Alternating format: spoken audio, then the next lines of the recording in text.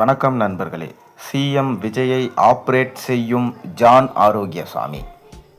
தமிழக அரசியலில் தற்போது அதிகமாக பேசப்பட்ட ஒரு பெயர் என்றால் அது ஜான் ஆரோக்கியசாமி. பொதுமக்களுக்கு அதிகமாக தெரியாதவர் என்றாலும் விஜயின் அரசியல் வெற்றிக்கு பின்னால் அமைதியாக வேலை பார்த்த முக்கிய மூளையாக அவரை அரசியல் வட்டாரங்கள் பார்க்க தொடங்கியிருக்காங்க. இதற்கு முன்னால் 2016 டாக்டர் அன்புமணியை முன்னிறுத்தி களம் கண்டது பாமக. அதற்கு பின்னால் இருந்தது ஜான் தான். மாற்றம், முன்னேற்றம், அன்புமணி ஜானின் ஸ்லோகம்தான். திருச்சியை சேர்ந்த ஜான் ஆரோக்கியசாமி இளம் வயதிலேயே தேர்தல் வியூகம் மற்றும் அரசியல் பிராண்டிங் துறையில் தனக்கென ஒரு அடையாளத்தை உருவாக்கியவர்.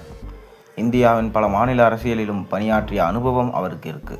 குறிப்பாக கர்நாடகத்தில் சித்தராமையா அணியுடன், மகாராஷ்டிராவில் சில முக்கிய கட்சிகளுடன் இணைந்து பணியாற்றிய அனுபவம் ஜானுக்கு உள்ளது. தமிழகத்தில் அவர் அதிக கவனம் பெற்றது விஜயின் அரசியல் வருகைக்கு பிறகுதான்.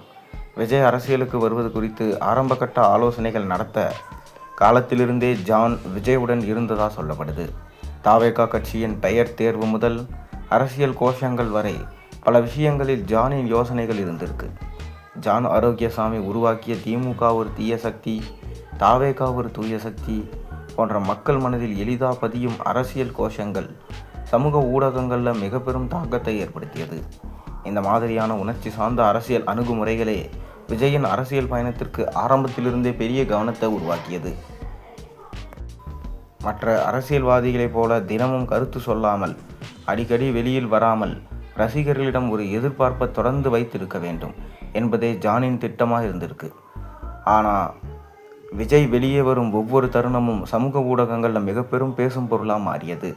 விஜயின் ரசிகர் மன்ற அமைப்பு, ஆன்லைன் ஆதரவு வலையமைப்பு, தொகுதி வாரியான செயல்பாடுகள் போன்றவை ஏற்கனவே வலுவாக இருந்ததால் ஜானின் திட்டங்களை மக்களிடம் கொண்டு செல்வது எளிதாயிடுச்சு. அரசியல் என்பது எப்போதுமே மக்கள் உணர்வுகளை மையமாக கொண்டது. ஒரு காலத்தில் எம்ஜிஆர் தனது திரை கவர்ச்சி அரசியலாக மாற்றினார். அதன் பிறகு பெரிய கூட்டங்கள், பிரம்மாண்ட நிகழ்ச்சிகள் மூலம் மக்கள் மனநிலையை மாற்றும் அரசியல் நடந்தது.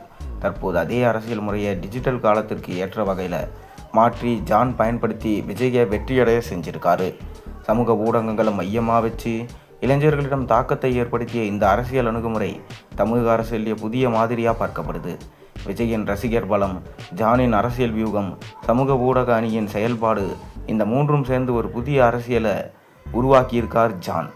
வெளியில் அதிகமாக தெரியாமல் இருந்தாலும் அமைதியாக இருந்து ஒரு பெரிய அரசியல் மாற்றத்திற்கான அடித்தளத்தை அமைத்தவர் என்ற வகையில் ஜான் ஆரோக்கியசாமியின் பெயர் தற்போது தமிழக அரசியலில் தவிர்க்க முடியாத இடத்துல இடம் பெற்று வருது.